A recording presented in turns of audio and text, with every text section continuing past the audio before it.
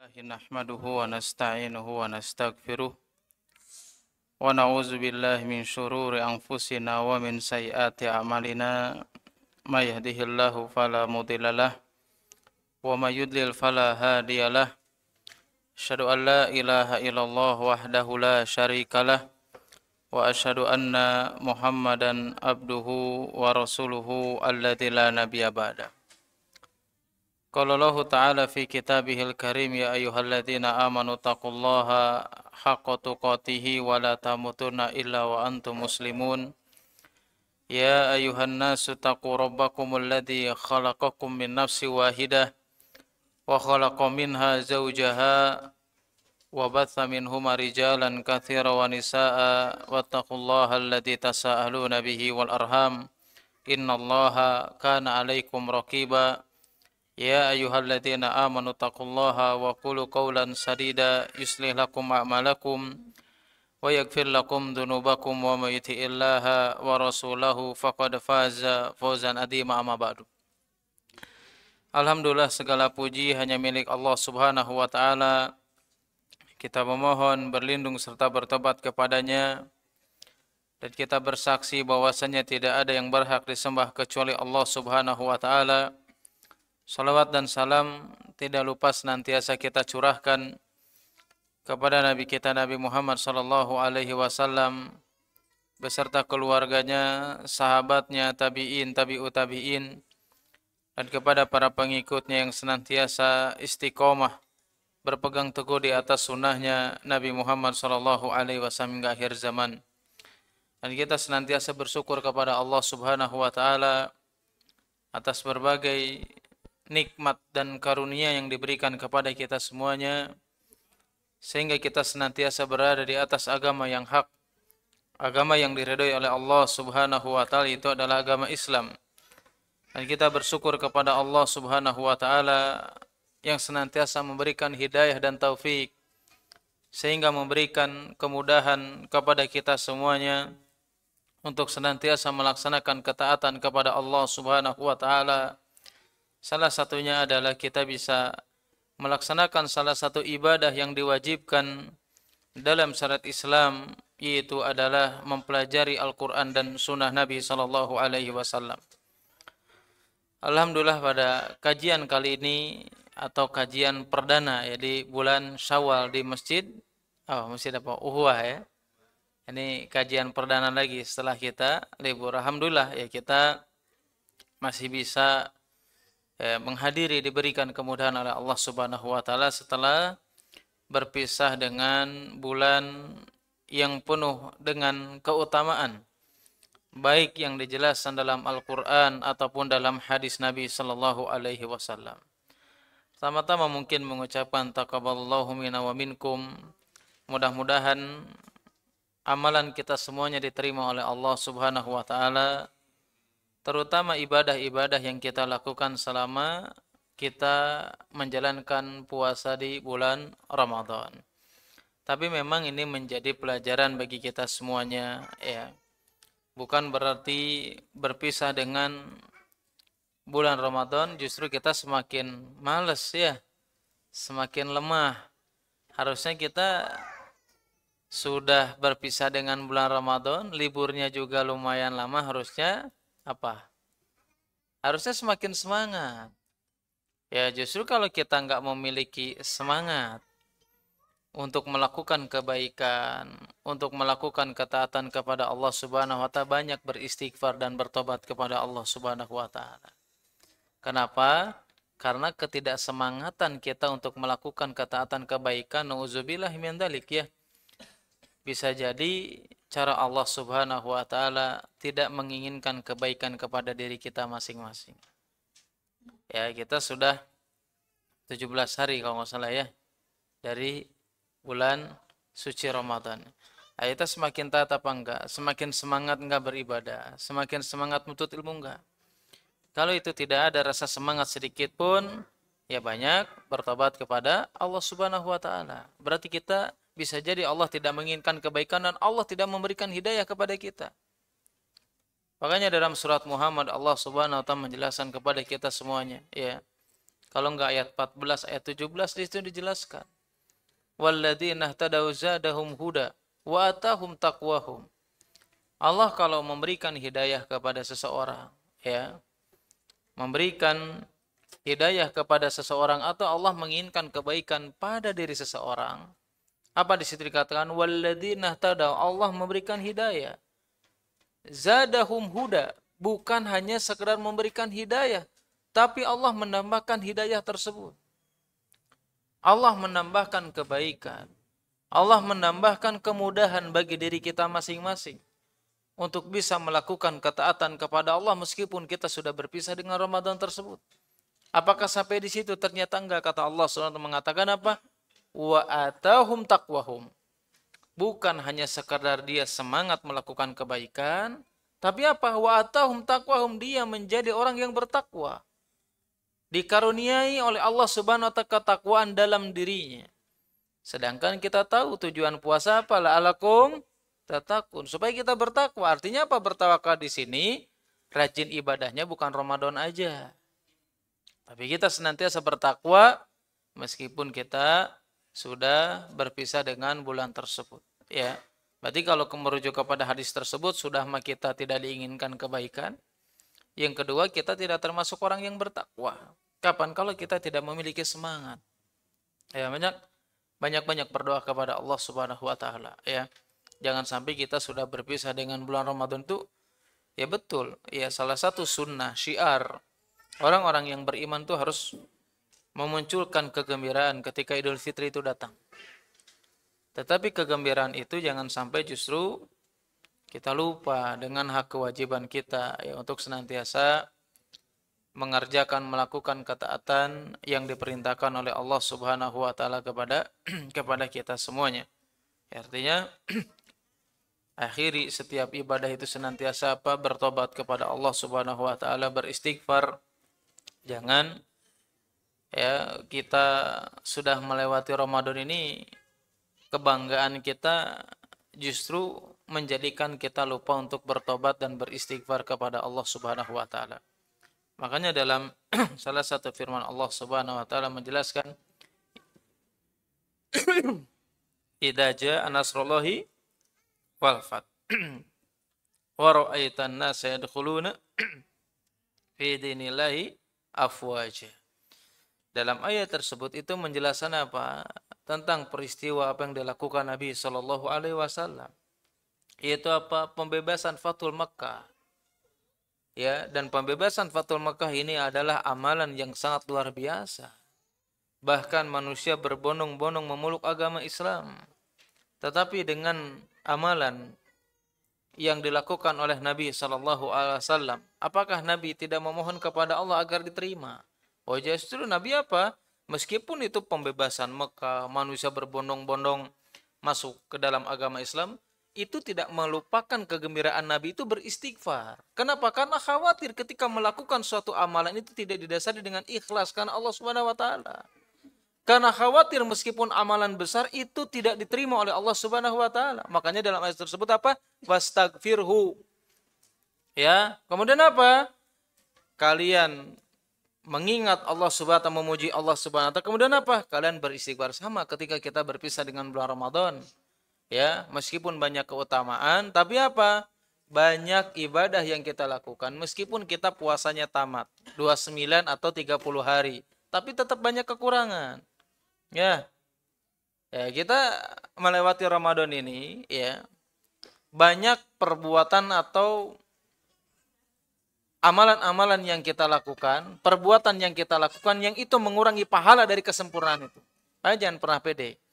Ya, kepedean tersebut sehingga kita nggak mau beristighfar, bertobat kepada Allah, itu menjadikan kita dijauhkan dari Allah Subhanahu wa taala sehingga kita malas-malasan. Ya, makanya kita harus membiasakan diri lagi, ya. Apalagi kita pada bab ini akan menjelaskan tentang apa? Tentang sholat. Ya, tentang hal-hal atau dosa besar termasuk meninggalkan sholat, karena memang ini terjadi, ya. Mungkin kalau ketika Ramadan banyak orang rajin sholatnya, sholat 5 waktu mungkin, atau bahkan sholat tarawihnya. Tapi pas sudah pisah Ramadan, Gimana tuh? Hah? Ya malas lagi. Jangankan orang yang mengerjakan sholat wajib, kita aja kadang sholat sunnah lupa lagi ya. Nggak sholat malam lagi. Ya padahal pas Ramadan rajin. Kenapa bisa kayak gitu? Nah ini yang dikhawatirkan apa? Khawatirnya ini memang tanda amalan kita tidak diterima oleh Allah Subhanahu wa taala. Nah, karena ciri amalan seseorang diterima oleh Allah Subhanahu wa taala kapan? Ketika dia sudah melakukan suatu amalan, dia itu diberikan kemudahan untuk melakukan amalan lagi. Ya, kita ngerasa nggak nih sudah pisah Ramadan ada perasaan kayak gitu, ngerasa nggak? Atau kita biasa-biasa aja gitu, emang lagi hoream aja gitu. Nah, jangan pernah dianggap sepele bukan karena horeamnya. Ya, kalau hanya sekedar hoream mungkin ya mungkin bisa kita anggap biasa saja. Yang jadi masalah gimana itu bagaimana kawasannya itu ciri kalau amalan kita selama Ramadan nggak diterima. Ya, sehingga kita bukannya makin rajin, justru semakin lemah. Ya, Ramadan sholat sebelum adzan juga sudah ke masjid. Pas sudah pisah dengan Ramadan, nah ini kita bahas dalam bab ini. Pas setelah berpisah dengan bulan Ramadan, malas-malasan beribadah kepada Allah Subhanahu wa taala. Jangankan sholat malam, ya, sholat 5 waktu wae loba di kumaha? Dingke-engke. Ya, lambat. Yang jadi masalahnya apa? Kita tidak pernah merasa bersalah. Jangan pernah dianggap sepele. Jangankan kita membahas nih tentang meninggalkan sholat. Ini mengakhirkan sholat aja kita sering melakukannya. Bahkan kita tidak menganggap itu salah. Santai aja gitu. Ya kalau mulai can komat gitu ya di rumah teh diem mulai ada yang kayak gitu sering. Apalagi pas waktu sholatnya berbenturan dengan jadwal naon tah? Jangan disebut mereknya, nanti pas di-upload wah saya pas main bola ya. Karena apalagi kita orang Jawa Barat tuh rata-rata suka ya sama timnya.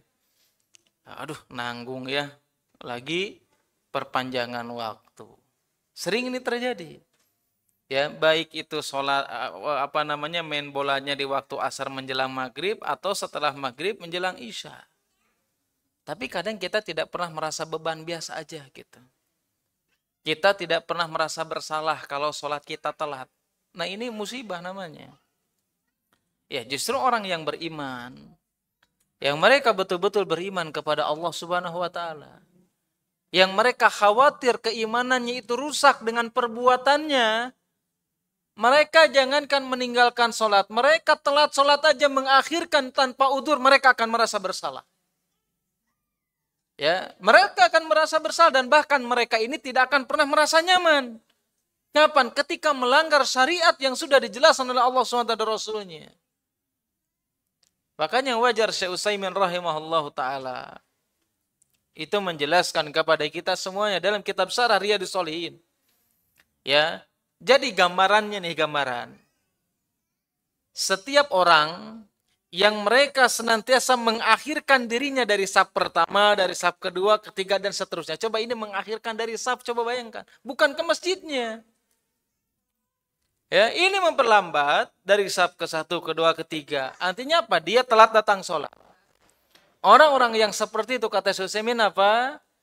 Yaitu adalah orang-orang yang akan dihukum oleh Allah Subhanahu wa taala kalau seandainya dia senantiasa mengakhirkan sholat, maka dia dihukum akan mengakhirkan amalan-amalan yang lainnya. Pasti itu terjadi. Pasti.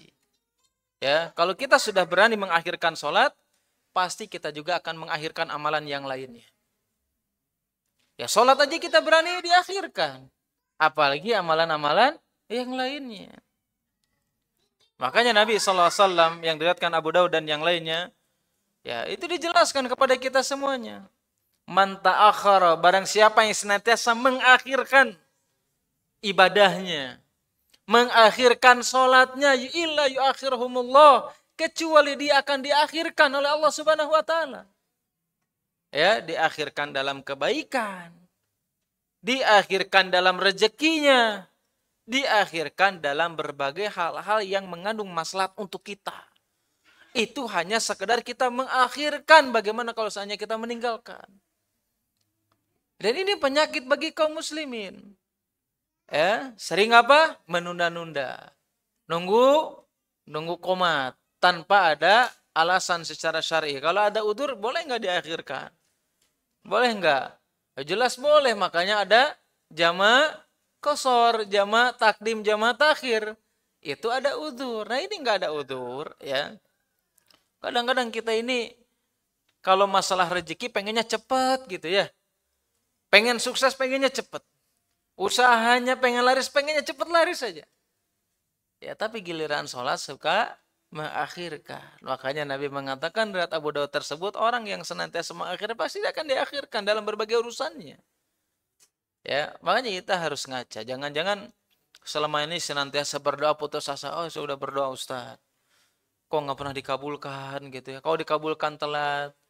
Ya sebetulnya bukan salah Allah Subhanahu wa taala. Coba kita pikir lagi. Kita sholat selama ini telat apa enggak? Ya, kita senantiasa mengulur-ngulur waktu apa enggak? Ya wajar kalau selama ini kita menginginkan kebaikan, senantiasa Allah berikan dengan cara yang telat juga. Harusnya apa? Orang-orang yang beriman kepada Allah Subhanahu wa taala itu menjaga, bukan hanya sekedar menjaga sholatnya, tetapi menjaga waktu sholatnya. Ya, waktu sholatnya harus dijaga. Ya, makanya nanti kita jelaskan di bab yang akan kita bahas hari ini. Ya, jangan sampai kita ngaku sebagai orang yang beriman kepada Allah Subhanahu wa taala tetapi urusan sholat sering memperlambat, nunggu qomat. Ya, makanya Umar bin Khattab radhiyallahu taala anhu itu, ya, beliau kalau ngecek gubernurnya gitu, ya pemimpin-pemimpin di bawahnya itu yang pertama dicek apa? Sholatnya. Bukan yang lainnya, bukan kinerjanya dulu. Ente kumaha nih kerjaan hari ini? Omset gimana nih? Ya omset lah apalah. Enggak. Tapi yang ditanya adalah sholat. Kenapa Umar bin Khattab membiasakan itu? Karena beliau itu lihat, kalau seandainya seseorang sudah mengabaikan sholat, menyia-nyiakan sholat, maka dia dipastikan akan menyia-nyiakan perkara yang lainnya. Ya, kalau sholat yang penting aja, yang paling penting, yang paling utama aja dilanggar, apalagi urusan yang lainnya. Saya pernah punya teman ya, itu salah satu bos besar, ya pokoknya salah satu bos besar punya perusahaan.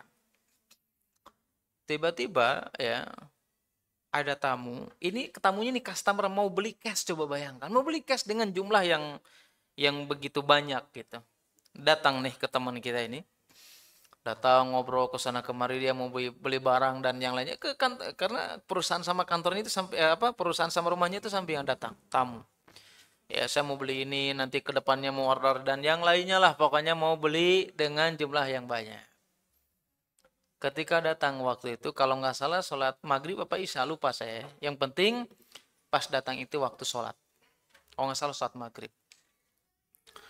Nah, teman kita ini yang punya owner perusahaan ini, ayo kita sholat dulu. Nah, ini yang mau beli ini, tahu dia ini orang Islam, ini orang Muslim.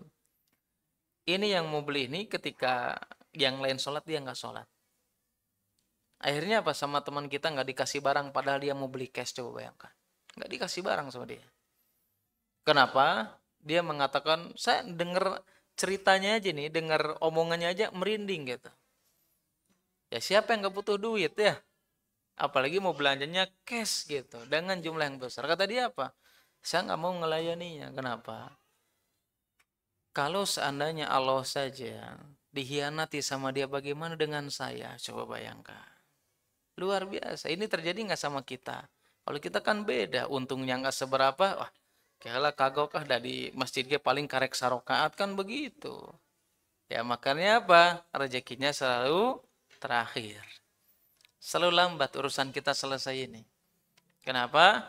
Karena sholat juga sering terlambat. Jangan ngomong jihad, ya. Jangan ngomong yang lain-lain. Kalau sholat aja nggak pernah dijaga, ya. Sholat aja nggak pernah tepat waktu. Sholat aja sering masbuk lah. Ngomong jihad gimana? Sholat dulu ente perbaiki. Ya, kalau sholat itu diperbaiki, ketaatan kepada Allah Subhanahu wa ta'ala baik, maka urusan juga akan baik. Saya ingat dengan pesan ya dari Abdullah Al-Jazairi. Beliau mengatakan atau ini juga kalau nggak salah dikatakan oleh Imam Ibnul Qayyim rahimahullah taala. Ya, pesan para salaf itu apa? Barang siapa yang dia memperbaiki hubungan dengan Allah, maka dia akan diperbaiki urusannya dengan sesamanya. Dengan sesamanya kan banyak urusan bisnis lah, urusan silaturahmi lah, urusan apapun itu wallahi akan diperbaiki, diberikan kemudahan oleh Allah Subhanahu wa taala. Kapan? Kalau kita memperbaiki hubungan kita dengan Allah Subhanahu wa taala. Salah satunya apa? Salat. Ya, kenapa? Karena salat ini adalah salah satu ibadah yang berbeda dengan ibadah-ibadah yang lainnya. Ya, hubungan kita dengan Allah Subhanahu wa taala. Apa bedanya ibadah salat dengan ibadah lain? Bedanya apa kira-kira? Bedanya apa? Banyak perbedaannya. Ya, para ulama menjelaskan, di antaranya Abu Malik Kamal Sayyid Salim dalam kitab Fiqhus Sunnah. Beliau menjelaskan di antara yang membedakan salat atau ibadah salat dengan ibadah yang lain, yang pertama, jelas salat itu adalah ibadah yang langsung Allah syariatkan di mana? Di mana? Di Madinah apa di Mekah? Salat disyariatkan di Mekah apa di Madinah? Di mana? Di mana? Ketika Mi'raj, awas ya, ketika Mi'raj langsung. Berbeda dengan ibadah yang lainnya. Bahkan kata Abu Malik Kamal Sayyid Salim itu, bahwasanya ibadah yang paling sering dijelaskan dalam Al-Quran adalah sholat daripada yang lain. Ini menunjukkan keutamaan. Ini menunjukkan kalau sholat itu memiliki kedudukan di sisi Allah Subhanahu wa ta'ala. Ya, kemudian apa yang membedakan lagi ibadah sholat dengan ibadah yang lainnya? Ibadah sholat itu adalah ibadah yang pertama kali diperintahkan oleh Allah sebelum ibadah-ibadah yang lainnya. Setelah dua kalimat syahadatain. Ya, apa dulu? Sholat. Bahkan apa? Hanya sholat saja yang diperintahkan oleh Allah Subhanahu wa ta'ala sehari semalam melakukan sholat sebanyak berapa? 5 kali. Ini yang membedakannya. Makanya Allah Subhanahu wa ta'ala atau syariat Islam menjelaskan kepada kita semuanya bahwasanya sholat ini adalah amalan yang paling utama atau perintah yang paling utama yang sangat ditekankan oleh Allah Subhanahu wa ta'ala. Kenapa? Karena ibadah tersebut berbeda dengan ibadah-ibadah yang lainnya, dan ini juga termasuk daripada rukun Islam. Makanya Nabi SAW menjelaskan kepada kita semuanya bahwasanya Rasul Amril al-Islam, bahwasanya inti dari urusan manusia, urusan kita semuanya itu apa? Intinya apa? Islam. Kalau yang lainnya itu sampingan aja. Ya, selain Islam itu bukan yang prioritas utama. Karena Nabi yang mengatakan apa? Rasul Amril Islam, urusan yang paling penting bagi kita semuanya adalah Islam. Wa amuduhu sholat, dan tiangnya adalah sholat. Wa dirwatu sanamihi al-jihad fi sabilillah, dan tingkatan puncak yang paling tinggi dalam Islam adalah jihad di jalan Allah Subhanahu wa ta'ala. Makanya ini yang harus kita tekankan dulu sebelum kita menjelaskan tentang hal-hal yang berkaitan dengan hukum-hukum seseorang meninggalkan sholat. Ya, bahkan Nabi SAW mengatakan atau bersabda menjelaskan kepada kita semuanya, awalu ma yuhasabu bihil abdu yaumal qiyamah as-shalah. Ya, dan hal yang pertama kali yang dihisab ya seorang hamba di hadapan Allah Subhanahu wa ta'ala pada hari kiamat apa? Salat. Ya, idza sholahat, kalau salatnya baik, qad aflaha wa najaha. Kalau salatnya baik, berarti dia telah mendapatkan kemenangan dan keberuntungan. Wa in fasadat, kalau salatnya buruk, faqad khaba wa khasira, maka dia telah gagal dan rugi. Dan ini menjadi patokan yang dijelaskan oleh Syekh Utsaimin rahimahullahu taala, bahwasanya mudah dan sulitnya urusan seseorang itu berbanding lurus dengan salatnya. Ya, Hadis ini sebagai dalil di antara penjelasan Syekh Utsaimin rahimahullah taala bahwasanya apa? Mudah dan sulitnya urusan seseorang itu berbanding lurus dengan sholatnya. Ya, kalau sholatnya baik, maka urusannya akan dimudahkan oleh Allah Subhanahu wa taala. Ya, tapi sholat baik di sini juga bukan hanya sekedar di waktu yang sama atau di waktu yang sudah ditetapkan. Tapi di sini juga maksudnya adalah sholat yang sesuai dengan tuntunan Rasulullah Shallallahu Alaihi Wasallam, bukan hanya sekedar sholat-sholatan, ya. Apalagi pas kerjaannya lagi rame, usahanya lagi rame, sholatnya ge sholat ke mata.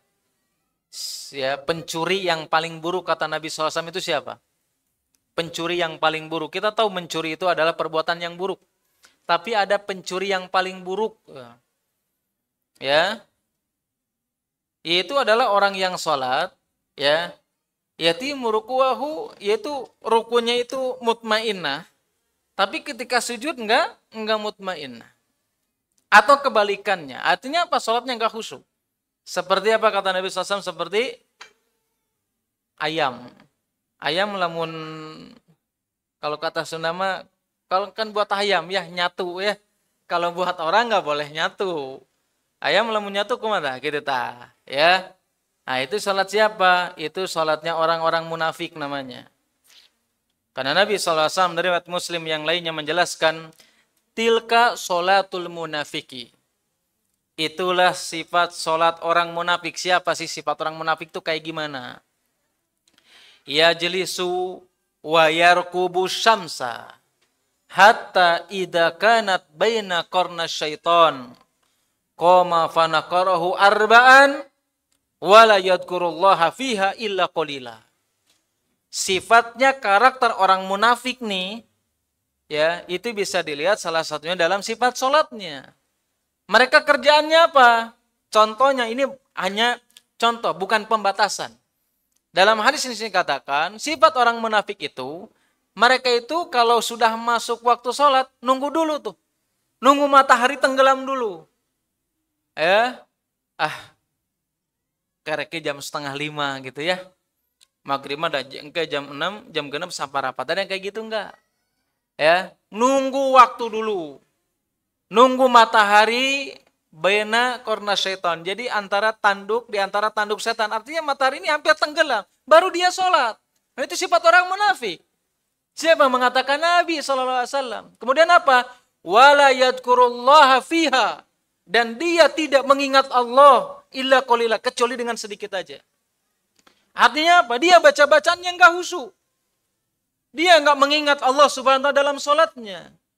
Dia hanya mengerjakan kewajiban, tapi dia tidak khusyuk di dalamnya. Berarti apa? Itu kata Nabi SAW sifat orang munafik namanya. Bukan kata saya Nabi yang mengatakan itu. Sifat orang munafik itu nunggu-nunggu waktu sholat berakhir, kalau dia sholat buru-buru. Ya, nanti nunggu sebentar lagi nih, maghrib setengah jam lagi, udah dekat baru sholat. Pas sholat apa? Buru-buru. Nah itu sifat orang munafik. Sholatnya orang munafik kata Nabi Shallallahu Alaihi Wasallam yang harus kita ketahui. Kita baca babnya ya. Ya kita baca penjelasan di antara kitab karya Imam Az-Zahabi rahimahullah taala. Itu adalah kalau kita barusan menjelaskan tentang orang menyia-nyiakan. Ya, menyia-nyiakan aja ini termasuk daripada dosa besar. Menyia-nyiakan saja, dari mana kita tahu itu termasuk dosa besar? Karena Nabi SAW menjelaskan itu di antara sifat munafik namanya. Berarti kalau itu sama seperti orang sifat munafik, berarti apa? Bukan perkara yang sepele. Ya, bukan hal yang sepele. Apalagi kalau kita meninggalkannya. Nah, dalam kitab ini kalau nggak salah bab keberapa? Bab keempat. Ya, yang sebelumnya kita menjelaskan tentang dosa besar, yang paling buruk, yang paling hina. Itu apa? Melakukan kesyirikan kepada Allah Subhanahu wa taala. Ya, kemudian dosa yang kedua membunuh manusia secara apa? Secara perlahan, secara sengaja. Ya, yang ketiga sihir, dan yang keempat baru kita menjelaskan di antara dosa besar meninggalkan sholat. Jadi, kalau kita berbicara tentang dosa besar, ya, itu dosa besar itu ada dua. Ya, saya pahamkan dulu karena nanti berkaitan dengan hukum. Dosa besar itu ada dua. Ada dosa besar yang bisa mengeluarkan seseorang daripada agama Islam alias murtad namanya. Ya, salah satunya kesyirikan, sudah kita jelaskan.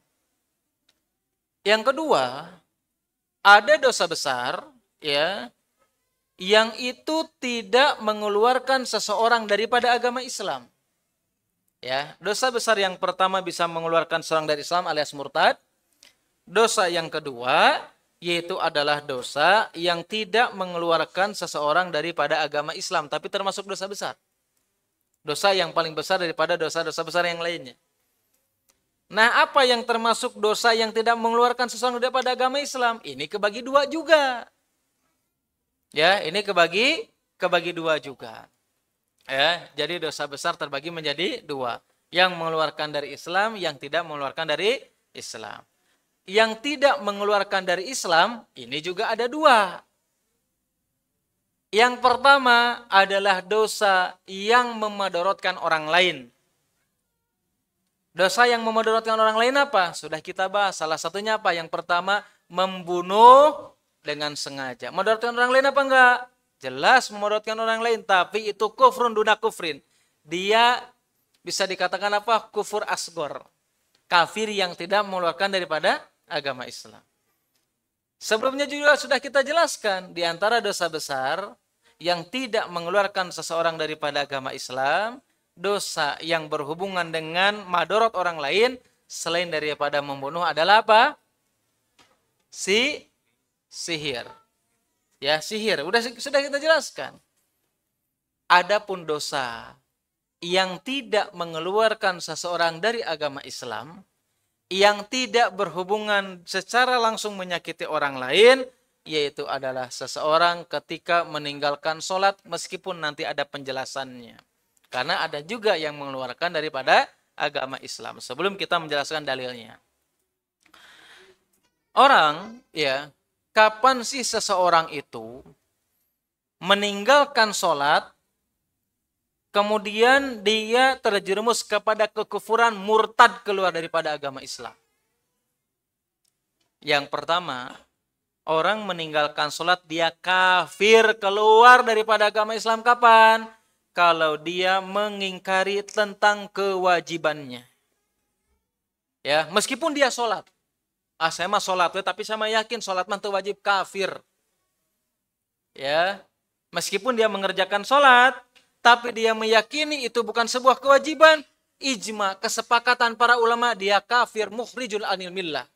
Dia kafir keluar daripada agama Islam. Meskipun dia mengerjakan sholatnya. Ya. Yang kedua,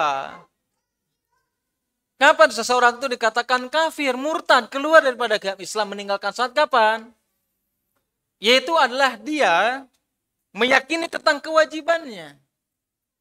Tapi dia menghalalkan, membolehkan seseorang meninggalkan sholat, maka dia kufur alias kafir keluar daripada agama Islam.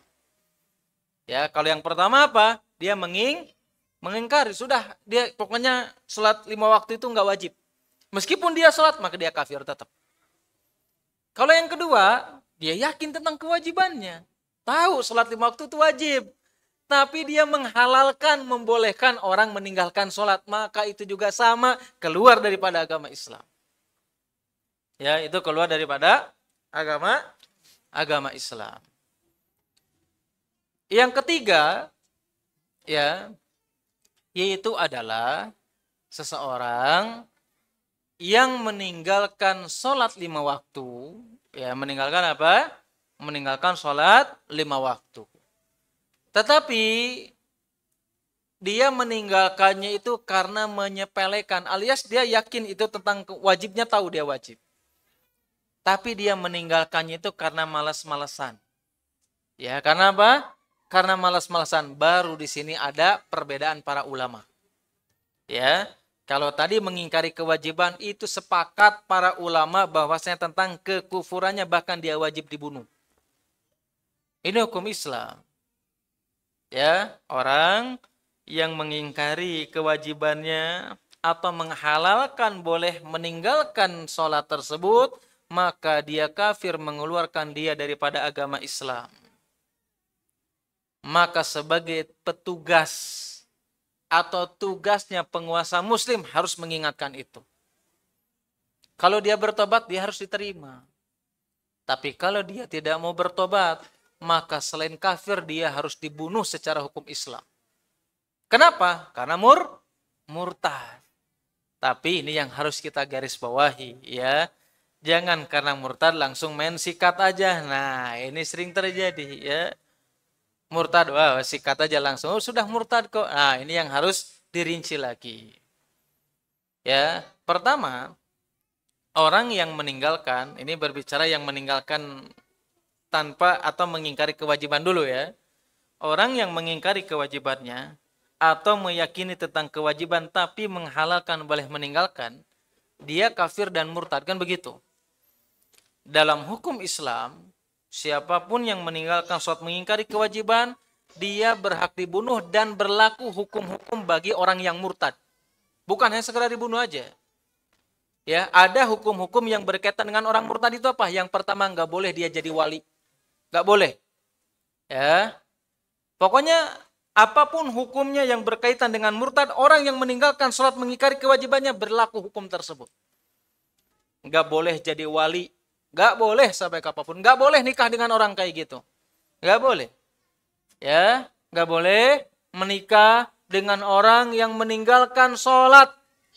Apalagi mengingkari tentang kewajibannya. Yang ketiga apa? Nggak boleh masuk Mekah. Nggak boleh karena dia sudah murtad. Ya, kemudian apa haknya lagi yang keempat? Yaitu adalah bahwasannya sesembelihannya haram. Ya, sesembelihannya haram. Makanya saya sering ditanya ya, kalau sudah mendekati Idul Adha. Ustaz, kadang-kadang kita nyembelihnya itu dari jagal misal. Oh, di masjid bukan nggak pada bisa. Nggak pada berani. Ya, kalau dari rumahnya mau pisaunya mau wah gaya gitu ya. Sudah diasah kan? Nah, sudah di situ beda lagi mangga Bapak. Aduh, ya. Nah, makanya ini sering terjadi. Berbeda dengan sesembelihan ahlul kitab beda lagi. Tapi sesembelihan orang murtad haram hukumnya. Ya, orang yang meninggalkan sholat dengan sengaja bahkan mengingkari kewajibannya haram sesembelihannya. Harus hati-hati nanti pas kita kurban. Ya, makanya jangan asal jagal rapih gitu ya, pinter ngurus dagingnya. Nah, kita tahu nggak sholatnya kayak gimana. Kita harus hati-hati, jangan sembarangan. Jangan cuman asal pengen cepetnya aja. Makanya belajar. Belajar apa? Ya belajar menyembelih. Jangan belajar cuman bikin satenya aja. Nah ini apa? Haram. Berarti apa? Orang yang murtad ya meninggalkan sholat dengan sengaja dengan mengingkari kewajibannya karena dia murtad ya secara hukum Islam harus dibunuh, maka dia pun sama ya mendapatkan hukuman-hukuman yang berkaitan dengan orang-orang yang murtad meskipun orang murtad tersebut hanya sekedar meninggalkan sholat, bukan murtad yang lainnya. Kan banyak ya murtad itu ya betul-betul murtad aja. Dia nggak meninggalkan sholat udah keluar daripada Islam. Bahkan ya hukum yang berlaku bagi orang yang murtad. Ya salah satunya meninggalkan kewajiban sholat atau mengingkari kewajibannya, maka secara otomatis ikatan pernikahannya itu sudah tidak sah. Ya, tidak sah. Siapa orang yang murtad? Tapi ini berlaku bagi kapan? Bagi seseorang yang meninggalkan sholat dan dia tumbuh di negara, di tempat, di lingkungan yang dia tumbuh di situ mayoritas kaum muslimin. Ya, ini harus perhatikan. Ini berlaku kapan? Yaitu adalah seseorang dikatakan murtad tersebut kapan? Dia tumbuh di mana? Di wilayah yang mayoritas adalah kaum muslimin. Kenapa harus seperti itu? Ya, sedikit ya. Nanti habis sholat lanjut lagi. Karena apa? Karena bisa jadi ada orang dia meninggalkan sholat 5 waktu. Karena belum tahu hukumnya. Misalkan baru masuk Islam. Belum tahu hukumnya. Sudah mah dia baru masuk Islam, ternyata apa? Ternyata dia berada di wilayah atau di negara yang itu bukan kaum muslimin di dalam. Maka kalau di situ apa? Tidak langsung dihukum murtad. Ya, tidak langsung dieksekusi. Tapi apa? Harus dinasihati dulu. Ditanya dulu. Ya, kalau dia tidak mengetahui hukumnya, kemudian setelah dijelaskan kewajiban dia nerima, alhamdulillah. Tapi kalau sudah dijelaskan tentang kewajibannya tetap mengingkari, menolak kewajiban tersebut, maka dia masuk ke dalam hukum murtad tersebut. Jelas ya? Jelas. Nanti habis sholat kita lanjut lagi. Sudah masuk adzan kan? Udah masuk adzan belum? Sudah. Nanti kita lanjut lagi insyaallah. Subhanakallahumma wa bihamdika asyhadu an la ilaha illa anta astaghfiruka wa atubu ilaik. Assalamualaikum warahmatullahi wabarakatuh.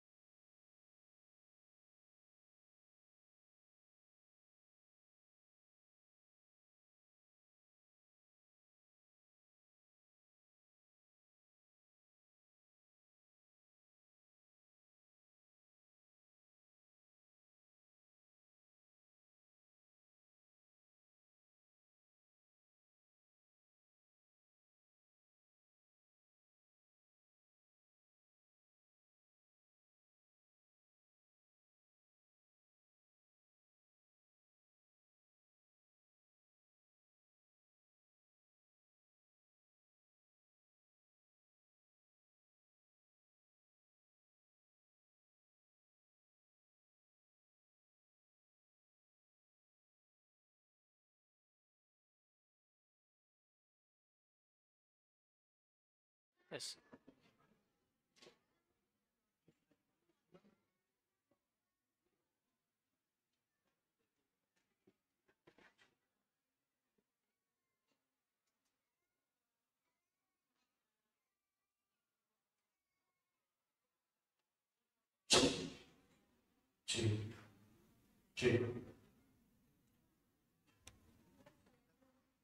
Oh iya, boleh. Oh iya, boleh. Apa ini?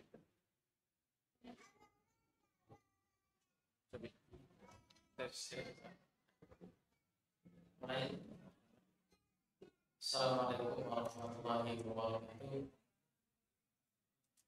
Alhamdulillah.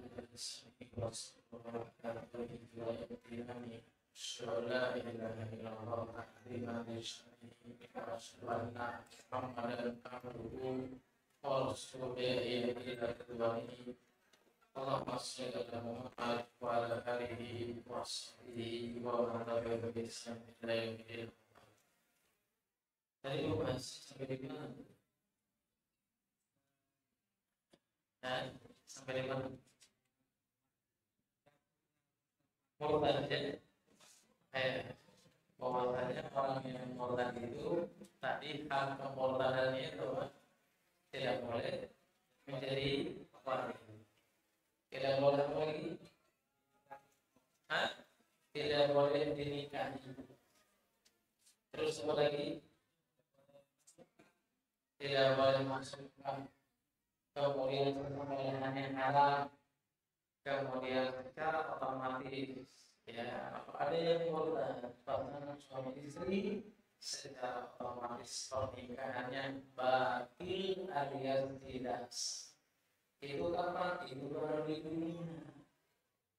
Ya, orang yang murtad, ya salah satunya meninggalkan sholat, mengingkari kewajibannya di dunia saja sudah persis. Apalagi nanti di akhirat. Tapi memang ya, tadi kan kita jelaskan, dia murtad keluar dari agama Islam, kemudian wajib dibunuh, ya, karena kemurtadannya. Tapi ini harus digarisbawahi.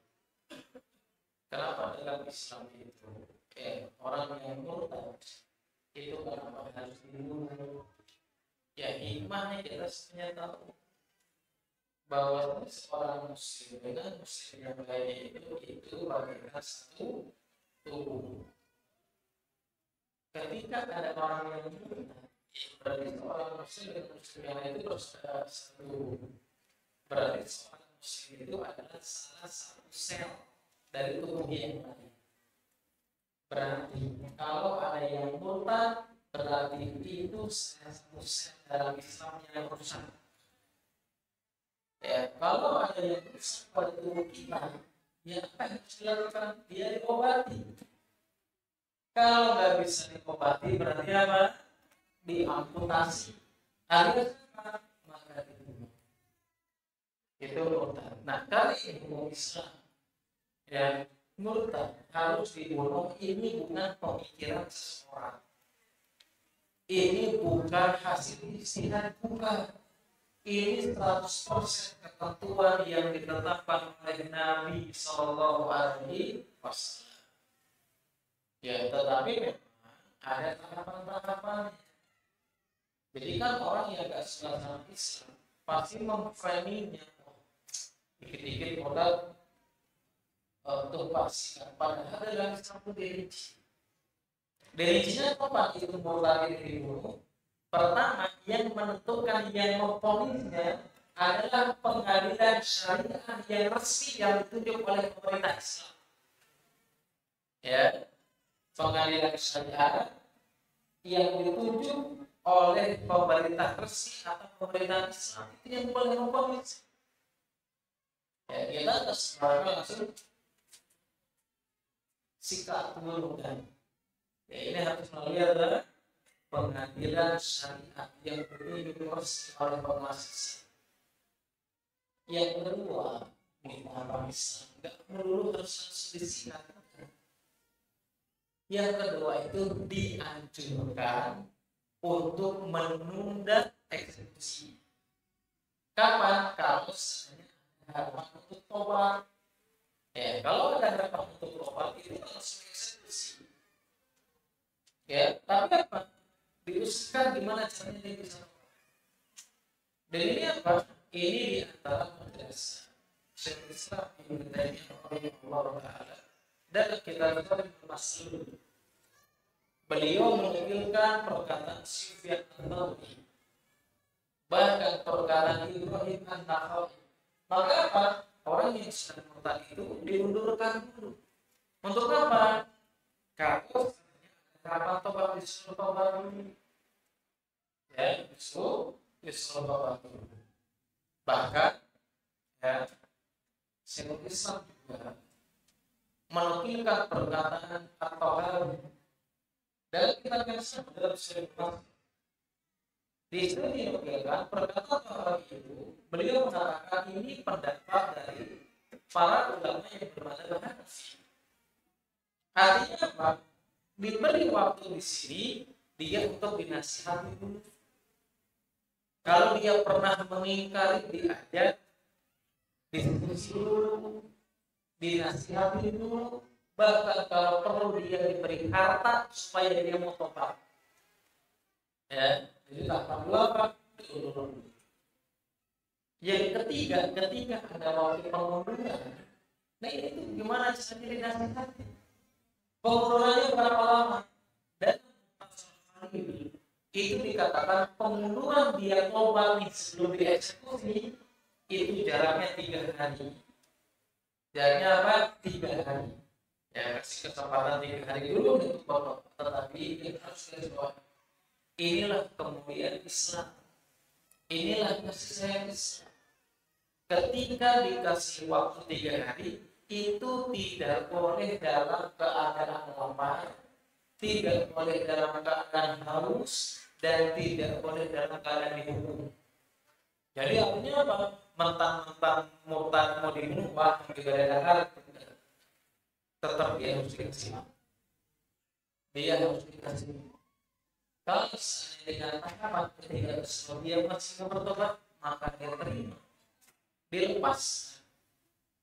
Tapi kalau dia tetap mau bertobat, maka bismillah berwaktu bahwa orang yang murtad tersebut harus dibunuh.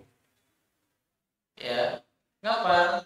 Kalau sebenarnya orang yang mengingkari kewajiban tersebut dia berada di wilayah atau di lingkungan yang mayoritas kaum muslimin yang mereka mengerjakan sholat. Itu kira-kira terkait, ya. Tapi kalau orang tersebut bermasuk Islam, tinggal di tempat yang jauh dari kaum muslimin, tidak betul, maka itu harus diberikan nasihat dulu dan penjelasan. Kalau menerima, alhamdulillah. Kalau enggak, masih mencari, maka dieksekusi. Jelas ya? Ya. Tobatnya kayak gimana kalau orang murtad? Orang murtad, tobatnya gimana? Hah? Hukum asalnya yang namanya tobat itu sama aja. Ya, mengakui dosanya, beristighfar, meninggalkan dosa tersebut, bertekad untuk tidak melakukannya lagi. Tapi para ulama menggarisbawahi, kalau dia bertobat karena murtad ada tambahan. Tambahannya apa?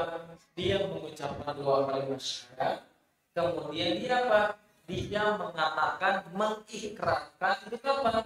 Untuk mengatakan, meyakini tentang kewajiban sholat. Ya, enggak cukup dia mengatakan dua kalimat syahadat, tapi dia juga harus ikrar bahwasanya dia menerima syariat Allah. Selesai apa? Dia menerima dan ridho tentang kewajiban sholat lima waktu yang diperintahkan. Itu tobat bagi orang yang murtad. Yang murtad apa? Selesai meninggalkan sholat wajib. Nah, yang menjadi pertanyaan itu, kapan seseorang itu dinilai meninggalkan sholat? Ya, kapan seseorang itu tergolong termasuk meninggalkan orang yang meninggalkan sholat? Nah, memang di sini ada beberapa pendapat yang dijelaskan di Hafizahullah. Yang pertama, seseorang itu dikatakan meninggalkan sholat meskipun satu sholat saja. Ya, satu sholat saja. Ya, maka dia termasuk meninggalkan sholat. Sebagai ulama, berpendapat seseorang termasuk meninggalkan sholat kalau sudah 3 kali ke atas.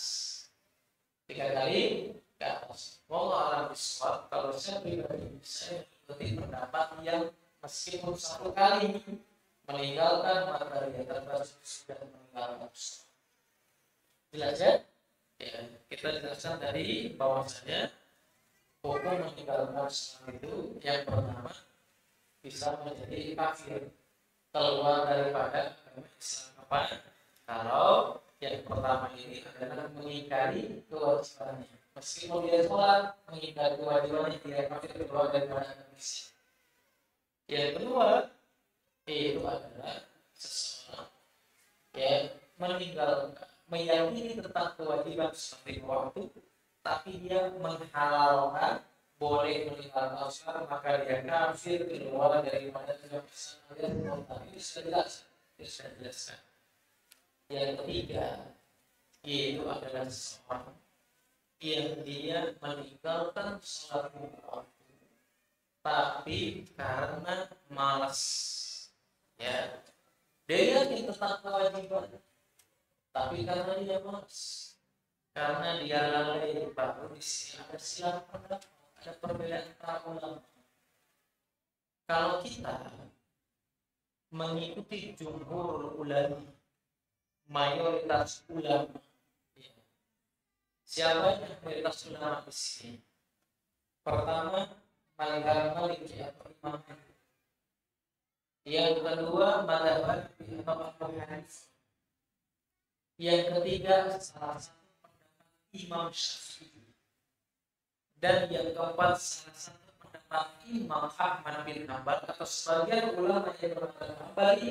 Mereka berpendapat orang yang meninggalkan sholat, meyakini kewajibannya, tapi dia malas atau lalai, maka dia kufrun duna kufrin, alias dia kafir yang tidak mengeluarkan daripada agama Islam.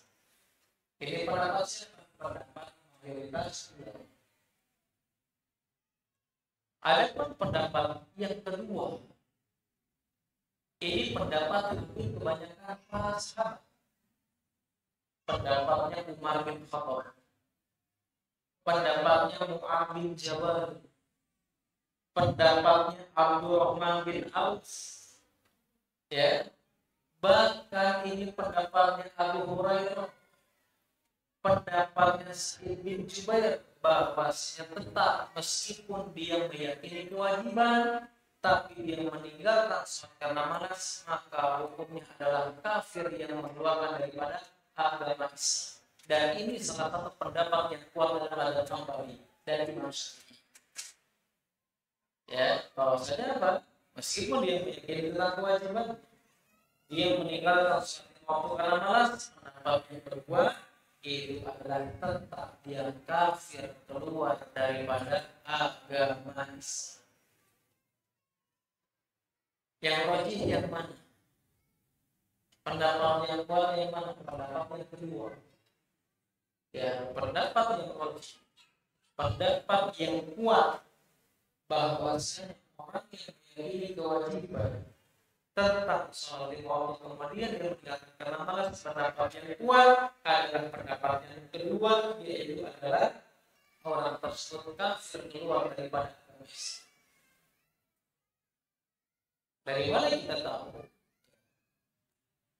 Ada sebuah hadis Nabi Sallallahu Alaihi Wasallam yang sering kita dengar, hadis yang diriwayatkan Tirmidzi dan yang lainnya, bahwasanya Nabi Sallallahu Alaihi Wasallam al-ahdu bainana wa bainahu faman taraka faqad kafara. Ya, dalam hadis tersebut dikatakan al-ahdu bainana wa bainahu, perbedaan kita dengan mereka. Dengan siapa? Nah, dengan siapa di sini juga ada perbedaan problem. Perbedaan dengan siapa? Pendapat yang pertama, perbedaan antara kita dengan orang-orang munafik. Ya, munafik itu apa? Definisi munafik apa? Definisi munafik apa?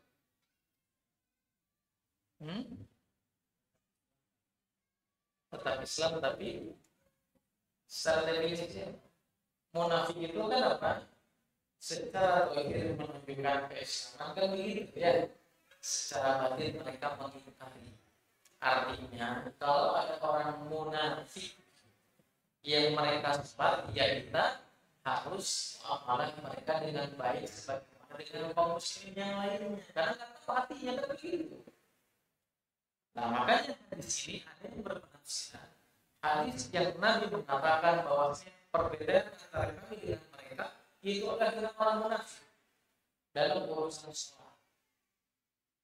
Barang siapa yang meninggalkannya, faman tahu faqad kafara, maka dia telah kafir. Sebagian ulama lagi mengatakan hadis tersebut Nabi mengatakan ya al-ahdu bainana wa bainahum, perbedaan antara kami dengan mereka maksudnya adalah perbedaan kaum muslimin dengan orang kafir pada umumnya, termasuk apa? Termasuk orang munafik di dalam. Yaitu apa? Perbedaannya adalah tentang barang siapa yang meninggalkannya apakah dalam hadis tersebut dikatakan barang siapa yang meninggalkan salatnya maka dia telah kafir. Di sini dalam hadis tersebut tidak pernah dijelaskan barang siapa yang meninggalkan salat kemudian mengingkari kewajiban. Nggak ada kalimat itu, nggak ada kata-kata itu. Ya, artinya di sini langsung Nabi mengatakan barang siapa yang meninggalkan salat dia mau mengingkari kewajibannya, mau dia meyakini tentang kewajibannya, dia meninggalkan salat faqad kafara, maka dia telah kafir keluar daripada Islam. Ini pendapat yang kuat. Ya, dalam hadis tadi, hadis yang datang dari Tirmidzi. Yang bahwasanya Nabi SAW mengatakan apa? Ahdu bainana wa bainahu faman taraka faqad kafara.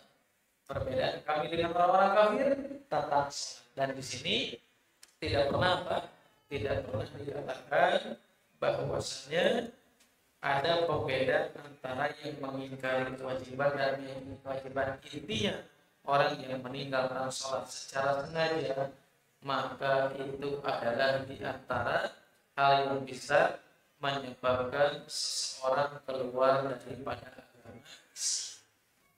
Nah, ada pun dalil dalam kitab yang kita bahas, salah satu dalilnya yaitu adalah dalam surat Maryam ayat 59 dan 60.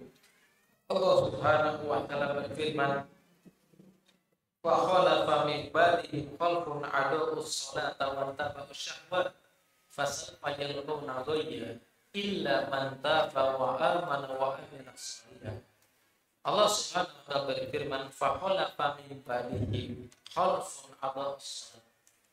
Maka datanglah kelompok atau orang-orang setelah mereka. Siapa yang datang ini? Bukan orang-orang yang istiqomah. Yang datang ini bukan orang-orang yang taat, tetapi siapa? Adaa'us salat, orang-orang yang senantiasa melalaikan salat. Coba ya. Ini kalimatnya lah, melalaikan. Bahkan kata Ibnu Abbas, ayat ini menjelaskan apa? Orang yang dia tidak meninggalkan salat seluruhnya, tetapi apa? Orang yang mengakhirkan sholat dari waktu yang sudah ditetapkan. Apa di sini balasannya? Ya, pasal fayalqawna ghayya. Orang yang melalaikan sholat dari waktu yang sudah ditetapkan atau yang sudah ditentukan, pasal fayalqawna ghayya, maka dia akan dimasukkan ke dalam ghayya.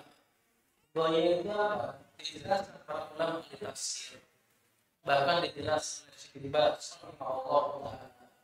Ghayya itu adalah wadi di Jahannam, yaitu adalah lembah di neraka Jahannam yang begitu dalam. Ini kapan? Kalau menyanyiakan, apalagi kalau dia meninggalkannya. Paham? Bisa dipahami dari ya, artinya di sini ya menjelaskan orang menyanyiakan saja, mengakhirkan ya, dia tidak sholat duhur kecuali sedang mendekati asar. Dia tidak sholat asar kecuali mendekati maghrib dan seterusnya. Kecuali apa? Kecuali mereka itu akan dimasukkan ke dalam ghayya, yaitu adalah lembahnya neraka Jahannam. Apalagi orang yang meninggalkan lebih dahsyat daripada itu. Dari yang kedua, di sini dikatakan yaitu firman Allah Subhanahu wa taala dalam surat Al-Maun ayat 4 dan 5. Bahwasanya Allah Subhanahu wa taala berfirman, "Fawailun lil musallin alladzina hum an salatihim sahun." Celakalah orang-orang yang salat. Siapa itu? Alladzina hum an salatihim sahun. Yaitu adalah orang yang lalai. Yang lalai di sini bisa dia mengakhirkan dalam masalah waktu, atau dia meninggalkan sholat yang diperintahkan atau yang sudah waktunya ditetapkan. Ya, kalau dia meninggalkan atau melalaikan berarti termasuk apa? Termasuk yang celaka. Wailun itu apa? Nah, para ulama menjelaskan wailun ini sama, itu adalah salah satu jenis dari neraka Jahannam yang disediakan Allah Subhanahu wa taala bagi orang-orang yang mereka senantiasa meninggalkan kewajiban yang diperintahkan oleh Allah Subhanahu wa taala. Kemudian dari manfaat sholatul asr, ini hadis Nabi SAW ya, yang diriwayatkan Imam Ahmad, Bukhari, Nasai, Ibnu Majah dan yang lainnya, bahwasanya Nabi SAW bersabda, manfaat sholatul asr habito amaluhu, ya, barang siapa yang mereka tidak mengerjakan sholat asar, habito amaluhu, maka amalannya itu terhapus. Alias apa? Alias amalan tersebut terhapus itu apa? Ini menunjukkan tentang kekufuran, alias menunjukkan seseorang keluar daripada agama Islam. Ya. Kenapa di sini dijelaskan sholat asar? Ini bukan pengkhususan sholat, tetapi ini ingin menjelaskan kalau sholat asar itu memiliki keutamaan. Tapi secara hukum ini berlaku siapapun yang meninggalkan sholat asar, sholat duhur, sholat maghrib, sholat isya, maka habito amaluhu, amalannya semuanya dihapus, yang menunjukkan dalil sebagai bukti dia keluar daripada agama Islam. Meskipun memang ya, sebagian ulama ada yang berpendapat tentang hadis ini. Ya, barusan dikatakan bahwa orang yang meninggalkan sholat asar secara sengaja, ya baik keluar waktunya, tidak ada niatan sholat, tidak ada niatan pokoknya, maka dia kafir, keluar daripada agama Islam. Sebagian ulama menafsirkan hadis ini, barang siapa yang dia meninggalkan sholat asar, maka dia terhapus amalannya. Nah, sebagian ulama itu ada yang berpendapat maksudnya yaitu adalah orang yang dia meninggalkan sholat asar pada waktunya alias mengakhirkannya, bukan di waktunya, mengakhirkannya. Maka apa? Maka sholatnya tidak berpahala alias habito amalku. Ya, jelas ya? Ya, jadi ada dua nafsir. Yang pertama adalah meninggalkan secara total jelas kafir dalam Islam. Yang kedua, dia mengerjakan sholat tapi di luar waktunya, maka dia tidak mendapatkan pahala. Nah, hati-hati nanti kalau pas nonton bola, sholat dulu ya, baru dilanjutkan. Ya, jangan salah ya. Ada sebagian orang apa, bola dulu baru sholat, bola dulu baru yang lain, bukan baru kamu ya, bukan. Nah, ini yang harus kita paham.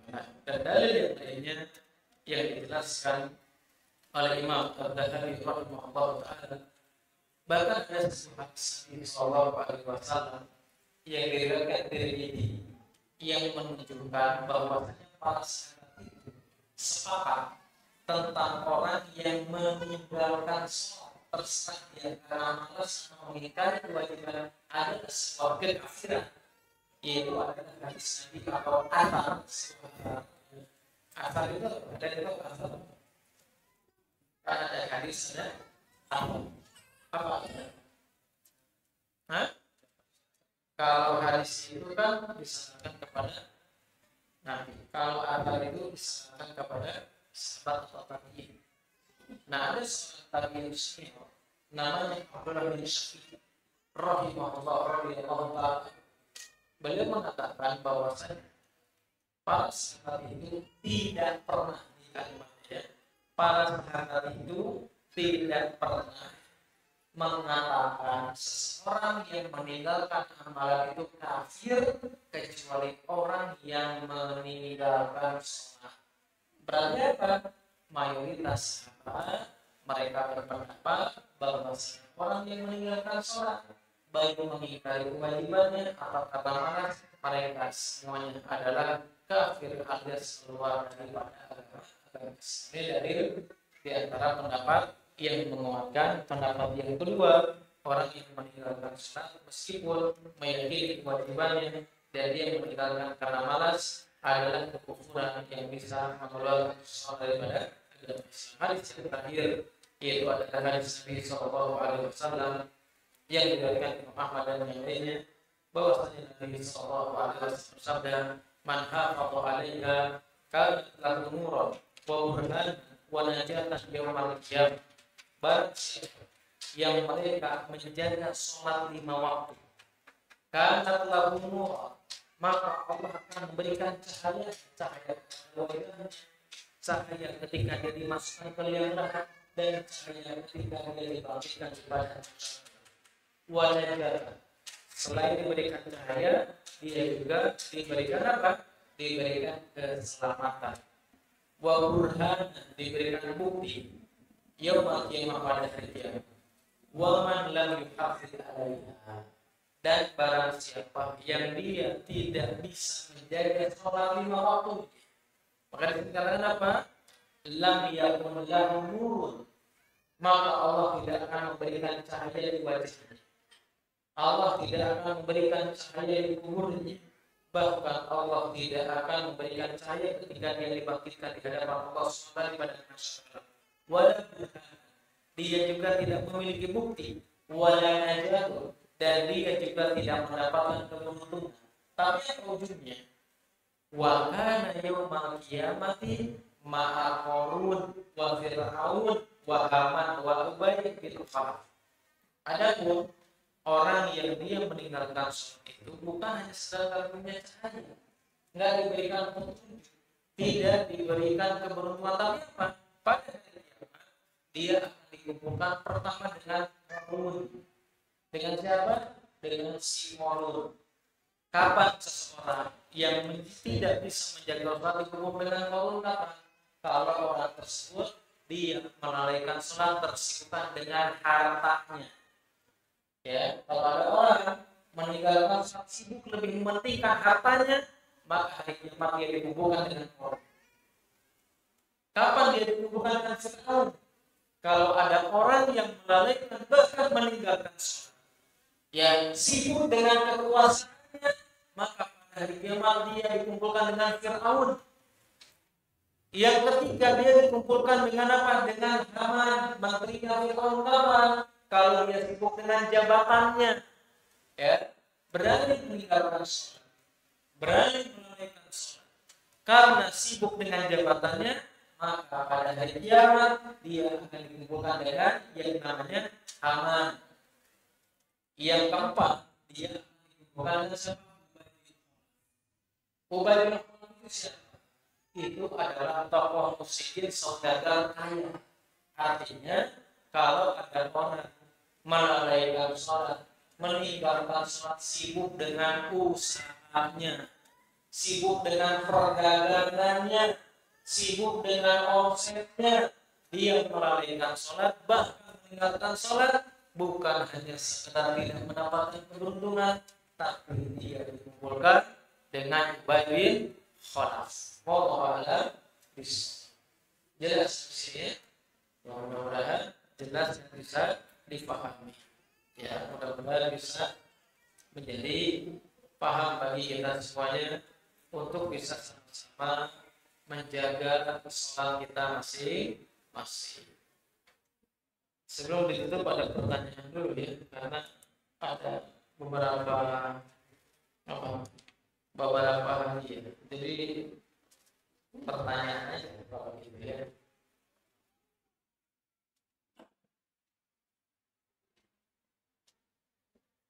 Banyak ininya. Ahwat berapa pertanyaan? Boleh sih. Ini yang pertanyaan yang pertama aja. Ahwat ya. Ahwat 3. Oh, Ahwat 3. Ikhwan 4. Pertanyaannya apa pertanyaannya? Coba tolong disebutkan bahwasanya dosa besar itu ada 2. Apa itu? Apa itu?